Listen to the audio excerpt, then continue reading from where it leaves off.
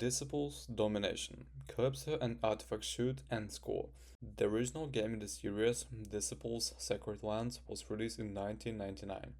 There have been multiple versions since then. While some reviewers seem to base their reviews solely on how they feel Domination compares to Sacred Lands, I would wager most prospective buyers have never played Sacred Lands. No matter how you think the two games compare, the bottom line is this: Disciples Domination stands on its own merits and have its good game. I have over 150 hours in Disciples Liberation and the most recent previous Disciples game. Domination compares very favorably to the Liberation. If you like Liberation, you will like Domination. There are some cool tweaks in the UI and game overall, but as soon as you fire Domination up, you will feel comfortable roaming Nevendaar and continuing Avyanna's adventure as it picks up 15 years of Liberation ends. Avyanna has less the emotional weight from uniting Nevendaar and raising the Queen to get her down. She began to ignore the needs of the Nevendaar people and factions. Over time, the unity has broken apart. Even her companions have moved from her. As Domination begins, a series of events have woken her up to the reality of life around her. With her kingdom falling apart and outside forces seeking to grab the control in the ensuing chaos, Avyanna once again is motivated to pick up her weapon and defend Nevendaar from the hostile forces. There are not quite as many units per faction, 11, but this is because units which basically duplicated themselves have been removed. The throne room has been added, spells have been tweaked with the addition of some new ones, unit abilities have been tweaked, Avyanna's skill sets have been tweaked, and the battle mechanics have been tweaked. Many battles now have a secondary goal. Meeting it will reward you with one piece of equipment. Speaking of equipment, you now have a weapon, chest armor, and a variety of rings, amulets, etc. instead of weapon, chest armor, leggings, shoes, etc. Different name and looks, but similar overall boosts to your stats. The biggest single change from the Liberation, besides the new storyline, is the welcome addition of the Dwarf faction. Other welcome changes include the ability from the porthole from the inside dungeons, something Liberations did not let you do. They have also added the teleport paths, reducing some of the walking simulator aspects of Liberation.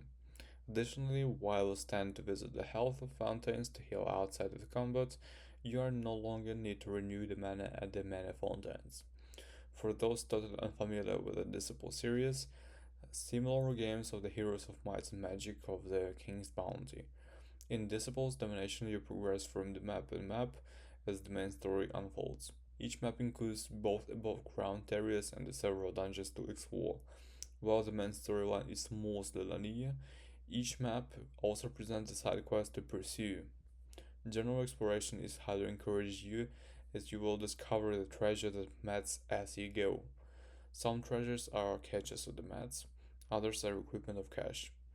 There are also buildings which produce mats, so you can capture and add to your realm. Such buildings are highly priced as the most of your upgrades require various combinations of gold plus mats. While general exploration on the maps are real-time, battles are turn-based. The battles maps are not large, but they feature enough variety in terrain and phenomena to require different tactical approaches from map to map. Your active army is limited to Avyanna, 10 base units, 3 backline units, and 2 companions. Each base unit in the game comes with backline ability. Backline units doesn't vertically engage in battle. They keep it from untouchable purchase, providing either passive abilities or using an active ability on the friends or foe once per battle round. Think of them as a magical off-map artillery.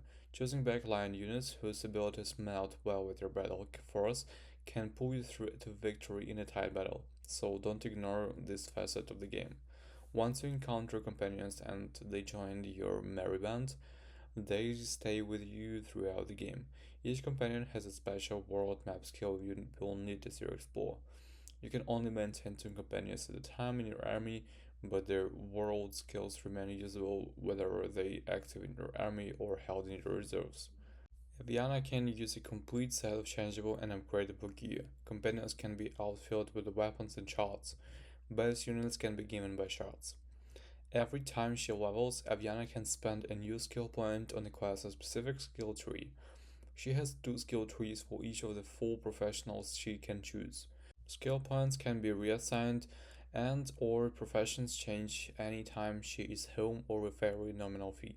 On many maps you will encounter forces too strong for you when you first enter the map. Leveling up as you explore will allow you to eventually take those forces on before you move to a new map. From the settings screen, you can change the difficulty of combat if the battles are seeming less challenging as you learn how the map plays. I could go on and on, but I think you get the idea that I like the game.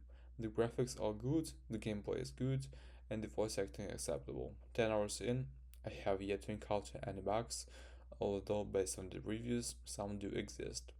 Overall, I give this a solid buy recommendation.